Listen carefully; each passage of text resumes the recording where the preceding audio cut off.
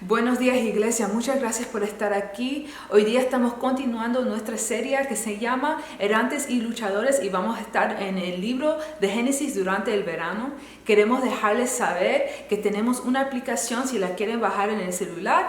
Ahí hay muchas maneras de conectarse con nosotros y también le queremos invitarlos al servicio en la mañana a las 11:30 tenemos un servicio en español y a las 10 tenemos un servicio en inglés. Espero que le veremos muy pronto y ahora vamos a continuar con nuestro servicio hoy.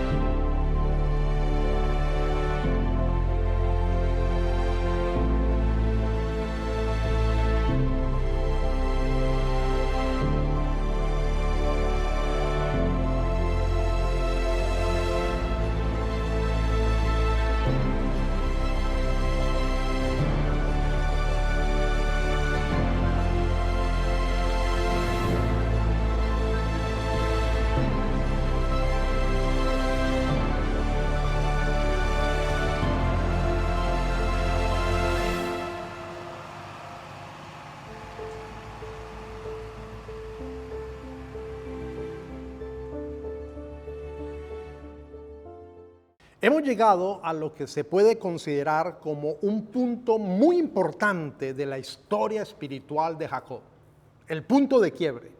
Así como en el monte de Moriah, para Abraham, que debía sacrificar a su hijo Isaac, fue la cima más alta desde el punto de vista espiritual del trato de Dios para él. De alguna manera este capítulo 32 de Génesis, el cruce para el vado del río Jaboc, significó para Jacob un lugar de prueba y de decisión que dividió su historia. Por eso nuestro título para hoy es La gran batalla de tu vida. Varios comentaristas bíblicos consideran que este fue el lugar de la conversión de Jacob, el lugar del encuentro personal con Dios, aunque otros consideran que esto fue un proceso que había iniciado un poco antes del cruce del vado del río Jaboc. Jacob había huido de su tío Labán y este lo persiguió como si fuera un enemigo, pensando que se le había robado sus ídolos. Labán lo alcanza en las montañas de Galaad. Este es un encuentro muy temido para Jacob.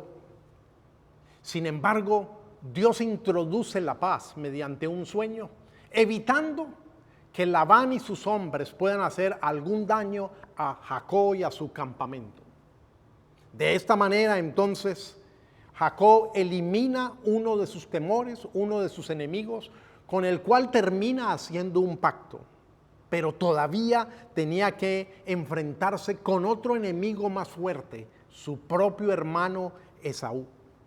Con Labán, seguramente que Jacob hubiera podido argumentar la larga servidumbre y el egoísmo malintencionado que tuvo su tío. Pero ¿qué podía decir a su favor con Esaú? ¿Qué podía decir para explicar su pasado y para compensarlo?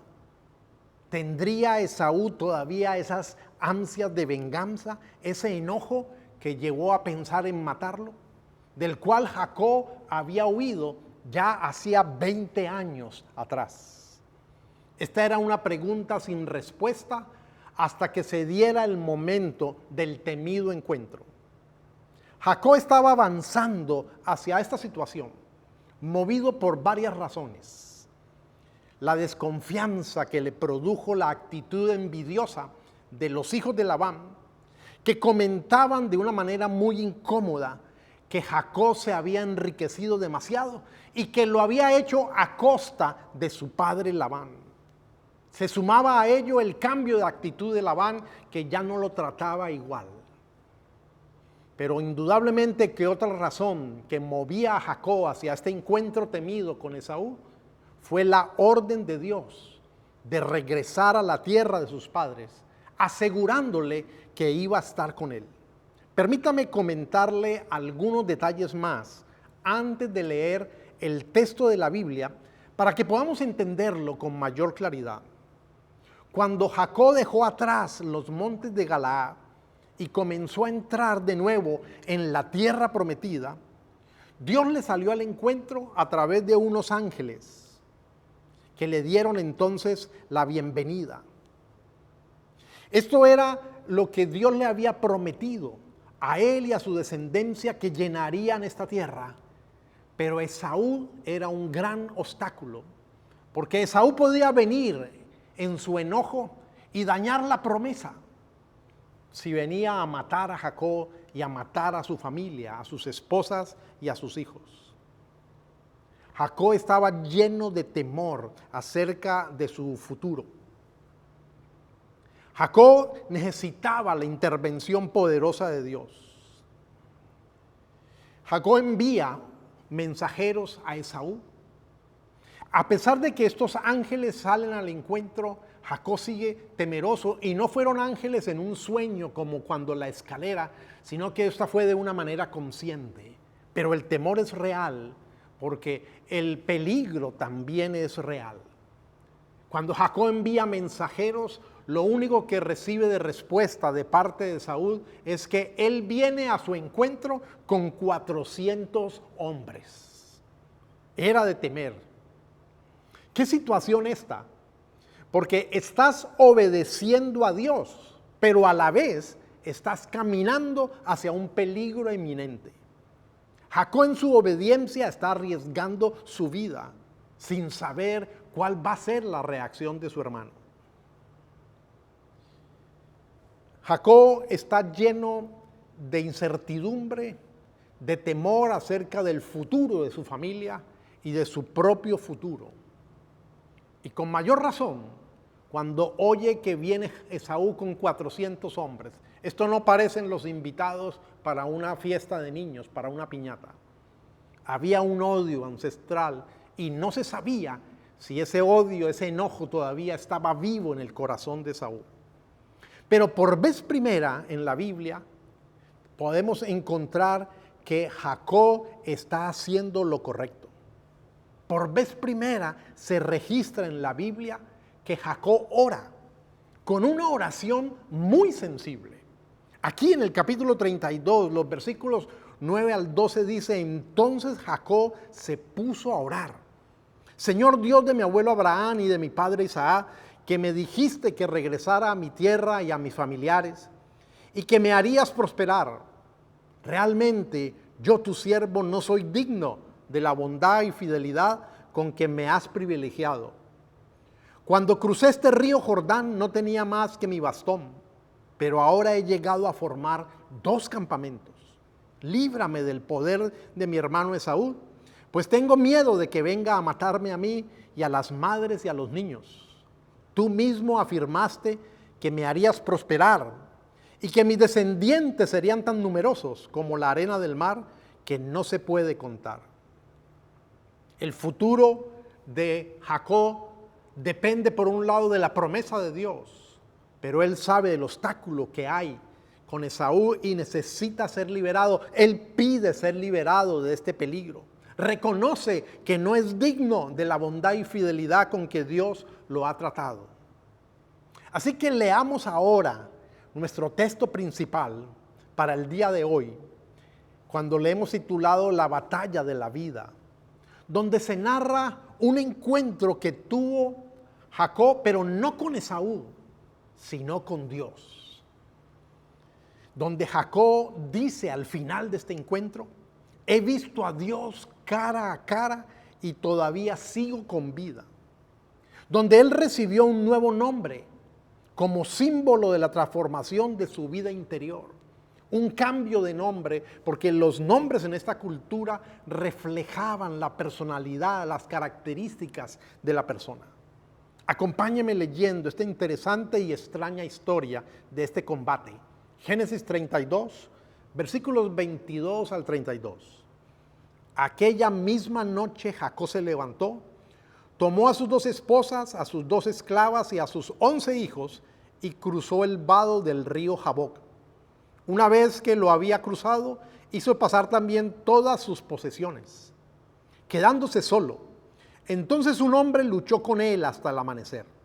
Cuando ese hombre se dio cuenta de que no podía vencer a Jacob, lo tocó en la coyuntura de la cadera y ésta se dislocó mientras luchaban.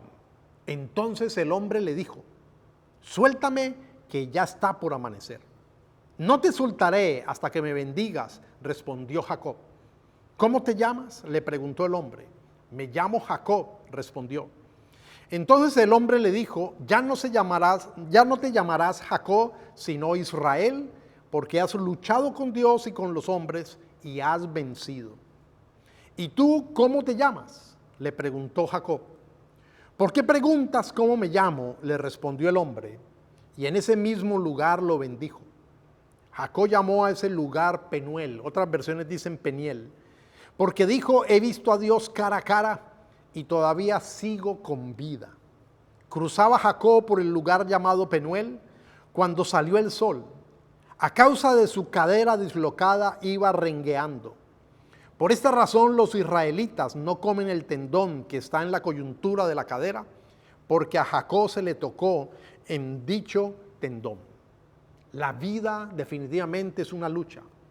Cada persona, cristiana y no cristiana, tiene una lucha agonizante en su corazón. Prácticamente todos los hombres, todos los varones, jóvenes y adultos, luchan con tentaciones relacionadas con la lujuria, con la pornografía, la inmoralidad, los deportes, el entretenimiento, los videojuegos y el orgullo de sentirse moralmente superior. Prácticamente todas las mujeres luchan con las tentaciones del amor romántico, la aceptación, la maternidad y la necesidad extrema de seguridad. Todos tenemos luchas relacionadas con nuestro propio significado en la vida. O luchamos a causa de una persona, un miembro de la familia, un pariente, un amigo o incluso un cristiano que nos ha lastimado y nos ha herido profundamente. La pregunta es entonces, en medio de nuestras luchas agónicas, hablando metafóricamente, ¿vemos a Dios cara a cara como le ocurrió a Jacob? ¿O vemos la cara de Labán furtivo que nos engañó? ¿O vemos el enojo de Esaú que tiene la intención de matar? Esta pudiera haber sido, como les dije, la primera vez que Jacob está haciendo las cosas bien. Él regresa a casa para encontrarse con Esaú, para dar la cara por su mal proceder del pasado. Está obedeciendo a Dios, está colocando su vida a riesgo. Jacob ora con una oración desde lo profundo de su corazón. La pregunta es, ¿cómo Dios respondió a esta oración?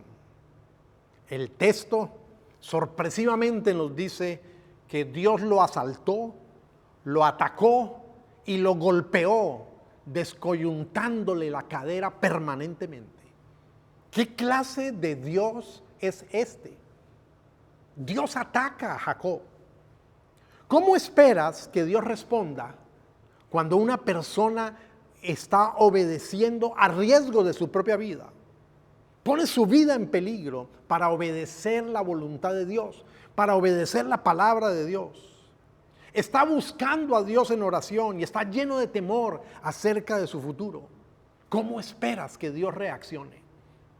Dice el pastor Keller que este no es el Dios que enseña la religión liberal, que simplemente ama a todos y nos acepta a todos por lo que somos. Pero tampoco es el Dios de la religión conservadora tradicional, que considera que si obedecemos a Dios, estudiamos la Biblia, estamos dispuestos a sufrir la pérdida, a orar e ir a la iglesia, entonces Dios nos aplaudirá y nos favorecerá.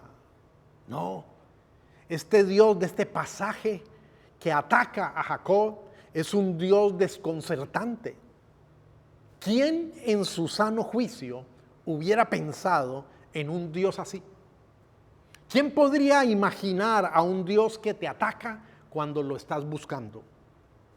Esto realmente sucedió. Tiene que haber sucedido, porque este es el Dios real que nadie podría haberse inventado. Este debe ser el Dios verdadero, porque nadie podría haberlo imaginado reaccionando de esta forma.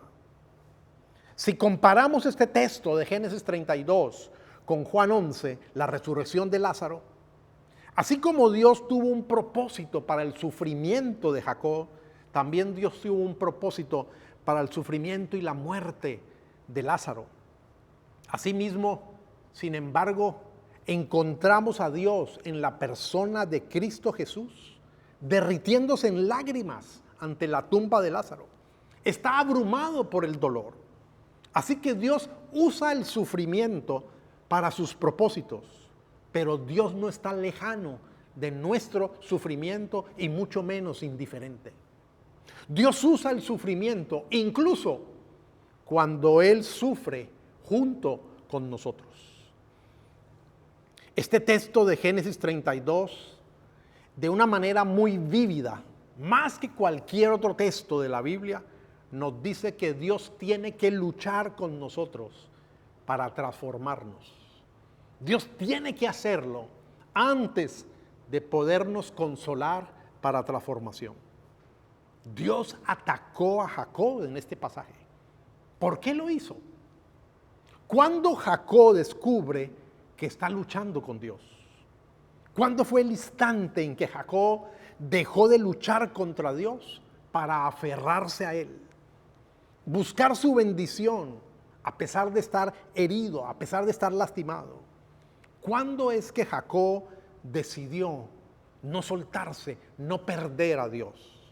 La mayoría de los eruditos bíblicos dicen que esto ocurrió en el versículo 25, que dice: cuando ese hombre se dio cuenta de que no podía vencer a Jacob, lo tocó en la coyuntura de la cadera y ésta se dislocó mientras luchaban. Jacob debe haberse dado cuenta en ese momento que este hombre hubiera podido destruirlo. Este hombre era muy poderoso, que con un solo toque, con un pequeño golpe, lo descoyuntó para siempre. Ese fue el punto de inflexión para Jacob. Ahí es cuando él cambia su estrategia y deja de luchar contra Dios para aferrarse a Dios. ¿Cuándo pasó eso? Justo en el momento del dolor, en el momento del sufrimiento. Jacob se dio cuenta de la presencia de Dios en el momento de la debilidad, en el momento en que él estaba completamente indefenso. Ahora, como cristianos, nosotros sabemos que Dios quiere que seamos transformados, que vivamos una vida santa, que detengamos los patrones y los hábitos pecaminosos que nos han hecho daño en el pasado. Pero Dios no lo hace a través de momentos de comodidad y de facilidad, sino a través del dolor y del sufrimiento. Porque es que no cambiamos cuando las cosas van bien. Cambiamos cuando caemos un poco en agonía, en lucha, en impotencia. Toda su vida Jacob había estado luchando contra Dios. Había confiado en su propia sagacidad, en su propia inteligencia, en su propia perspicacia.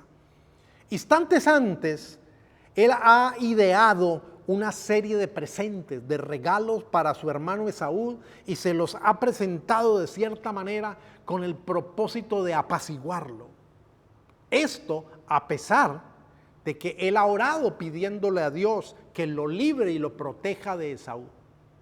Es como orar a Dios y a la vez confiar en su propia estrategia personal.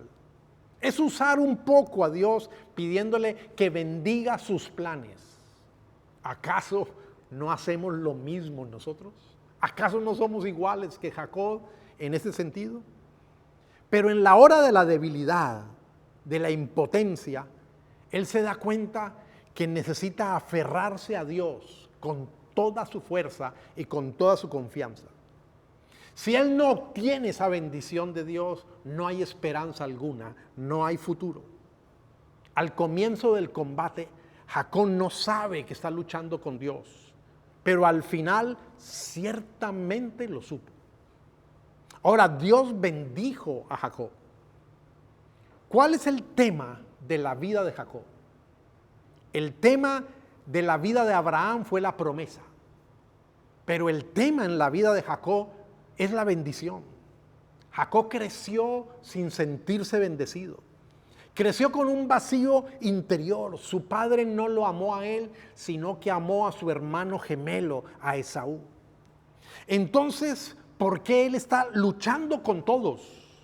Está tratando de llenar ese vacío, está tratando de llenar ese hueco interior en su alma. Él luchó para obtener la aprobación de su padre, para obtener esa bendición. Y eso fue muy triste, porque tuvo que disfrazarse como Esaú. No podía ser Jacob para ser bendecido, tenía que ser alguien más. Él trató de llenar ese hueco interior. Él anhelaba la hermosura en extrema de Raquel, de su esposa, para llenar ese vacío interno, para darse esa bendición interior. Él ansiaba gran riqueza para llenar ese vacío interno, para darse esa bendición interna. Jonathan Edwards, en su libro Afectos Religiosos, distingue muy bien entre alguien que dice creer en Dios nominalmente, por tradición, una persona que cree cosas acerca de Dios, y un cristiano verdadero, un cristiano comprometido, una persona que conoce a Dios personalmente. Esa es la esencia del libro de Jonathan Edwards. Jacob ha estado usando a Dios como un medio para un fin. Jacob habla con Dios, negocia con Dios, pero él solo busca obtener lo que él quiere. Génesis 28, 20 y 22. Jacob le dice a Dios la bendición que quiere: comida, ropa, seguridad, amor, riqueza. Jacob está diciendo: claro, te serviré si me ayudas a obtener estas bendiciones. Pero en este combate con Dios, al ser descoyuntado en el momento del dolor, al fin él se da cuenta cuál es la bendición que realmente necesita, la bendición que quiere. No te dejaré a menos que me bendigas, versículo 26. Al encontrarse con Dios, se da cuenta que aquí está la aprobación que él estaba buscando en su padre. Aquí está la belleza que estaba buscando en su esposa Raquel. Aquí está la riqueza que estaba buscando con tantas ansias. Esta es la aprobación detrás de la aprobación. Jacob se da cuenta de que solo ha estado usando a Dios toda su vida para tratar de obtener la verdadera bendición que solo Dios podría darle. Un verdadero cristiano es aquel que pasa y deja de tratar de usar a Dios para obtener la bendición que quiere, a tratar de desear solo a Dios como la única bendición que necesita. Dios insinuó que Jacob podría morir si veía su cara a la luz del amanecer, pero a Jacob ya no le importó. Jacob finalmente se dio cuenta de que si no recibía esa bendición de Dios, que Dios fuera en sí la bendición, no tendría nada de valor en su vida. Por eso viene el versículo 28. Entonces el hombre le dijo: ya no te llamarás Jacob, sino Israel, porque has luchado con Dios y con los hombres y has vencido. ¿Te das cuenta de la gracia de Dios derramada en este versículo? ¿Cómo Dios puede declarar ganador a un perdedor? ¿Cómo Dios puede, un Dios que es tan santo, bendecir a una persona tan profana como Jacob o como cada uno de nosotros? Jacob se dio cuenta de que su vida fue perdonada, no fue destruido, a pesar de haber sido siempre un pecador, mentiroso, desleal, usurpador, una persona desagradable en ese sentido. Pero el versículo 30 dice: Jacob llamó a ese lugar Penuel porque dijo, he visto a Dios cara a cara y todavía sigo con vida. ¿Qué aprendizaje hay aquí en esto? ¿Qué nos está diciendo la Biblia? ¿Qué nos está enseñando en esta historia bastante extraña? Cuando Dios luchó con Jacob, Dios, el Dios todopoderoso, de alguna manera se mostró débil.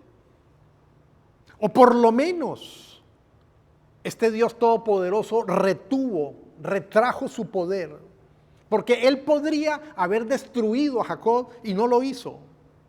Simplemente con suavidad tocó su cadera, lo dislocó, lo descoyuntó permanentemente. Pero observe el contraste. Jesús en la cruz enfrentó a Dios el Padre con todo el poder de su justicia y de su ira, recibiendo la retribución por los pecados de su pueblo. Con Jacob, Dios fue como un luchador no de peso completo, sino un peso ligero, un peso pluma, se diría. Pero en la cruz, el peso de la justicia de Dios fue agónico e insoportable. Jacob se aferró a Dios para ser bendecido, mientras Jesús se aferró a Dios en la cruz para ser declarado maldito en lugar de Jacob y en el lugar nuestro. Jesús en la cruz fue el verdadero Jacob que batalló con Dios. Ahora, en otro sentido, en otro aspecto, no solamente mirando a Jesús peleando la verdadera batalla en lugar de Jacob o en nuestro lugar, sino que Jesús también nos enseña cuándo es que Dios se debilitó a sí mismo. Esta es la única forma como podemos encontrarnos con Dios cara a cara y no morir. Tenemos que encontrarlo a Él en la debilidad de la cruz. Por eso Isaías 53:2 dice, mi siervo creció en la presencia del Señor como un tierno brote verde, como raíz en tierra seca. No había nada hermoso ni majestuoso en su aspecto, nada que nos atrajera hacia Él. Jacob se encontró con Dios cuando Dios se permitió ser débil para bendecirlo. Podemos encontrarnos con Dios cuando nos damos cuenta que Dios en la persona de Cristo se hizo débil, totalmente indefenso en la cruz para bendecirnos a nosotros. La única razón por la cual Dios puede bendecir a los que merecen recibir maldición porque hemos quebrantado la ley es porque en la cruz Él maldijo al que merecía bendición. Este es el Evangelio. Es una paradoja de la vida. En esencia, Dios estaba permitiendo voluntariamente que Jacob prevaleciera para poder mostrarle misericordia y gracia y no destruirlo. Pero hubo un día en que Dios no permitió que Jacob prevaleciera. Hubo un día en que Dios no retuvo voluntariamente su poder sobre Jacob.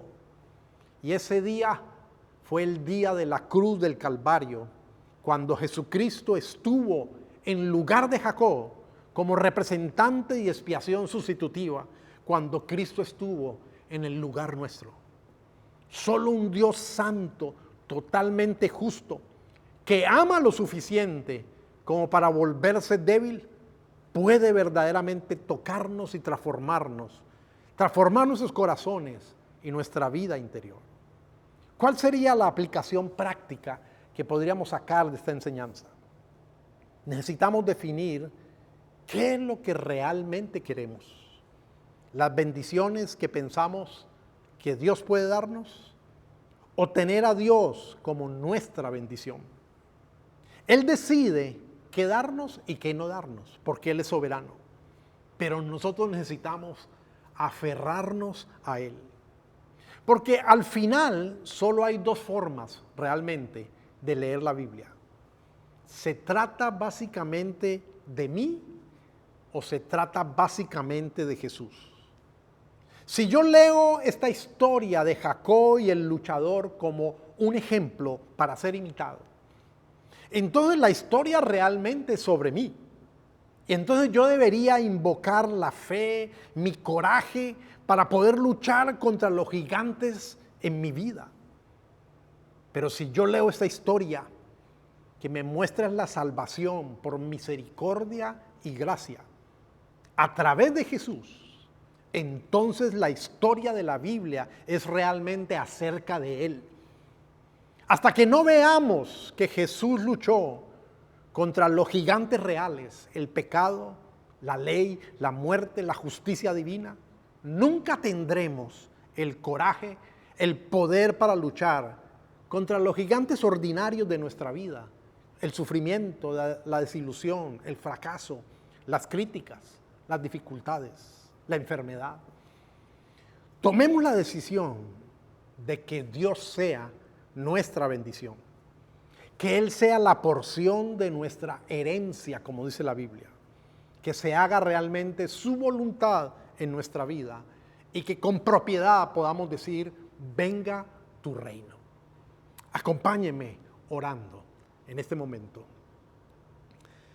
Bendito Dios de los cielos, gracias porque tú eres un Dios mucho más grande, más sublime, más majestuoso de lo que nosotros alcanzamos a entender. Los cielos de los cielos no pueden contenerte. Señor, no hay templo que pueda contenerte. La tierra apenas es el estrado para tus pies. Sin embargo, siendo tan santo y tan sublime, eres tan lleno de amor, de misericordia y gracia, que te has permitido hacerte débil. Te hiciste hombre y en debilidad en la cruz moriste en nuestro lugar, para que nosotros pudiéramos verte sin morir, para que pudiéramos ser perdonados, limpiados, aceptados, para que tu ira y tu juicio no cayera sobre nosotros.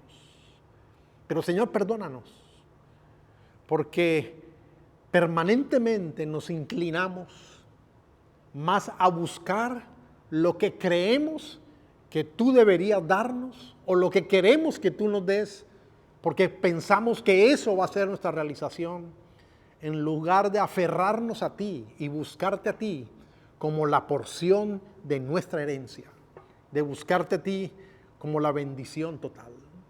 Señor, así como tocaste a Jacob y dividiste su historia en dos, ten misericordia de nosotros. Toca nuestra alma de tal manera que nosotros podamos ver la hermosura de tu gloria. Que dejemos de estar buscando en otras cosas lo que solo está en ti. Y que podamos decirte con toda propiedad, bendícenos con la bendición tuya, con tu bendición soberana. Señor, porque si nos bendices, en ti estamos completos. Gracias porque en Cristo Jesús estamos completos. Oro para aquellos, Señor, que están luchando, que aún a pesar de que saben algo de ti, todavía no han confiado plenamente en ti. Que se rindan y vengan a los pies de Jesús, traídos por tus cuerdas de amor, por tu gracia y misericordia. En el nombre precioso de Jesús, te doy gracias, Señor. Amén. Que el Señor te bendiga y que esta palabra pueda calar en tu corazón y la medites y Dios siga enseñándote grandes cosas en la relación contigo. Dios te guarde. Muchas gracias por conectarse con nosotros. Si no lo has hecho, no olvides suscribirte a nuestro canal para que no te pierdas ninguno de nuestros episodios. Compártelos con tus amigos y familiares y no olvides que puedes unirte a nosotros en persona cada domingo a las 11:30 a.m.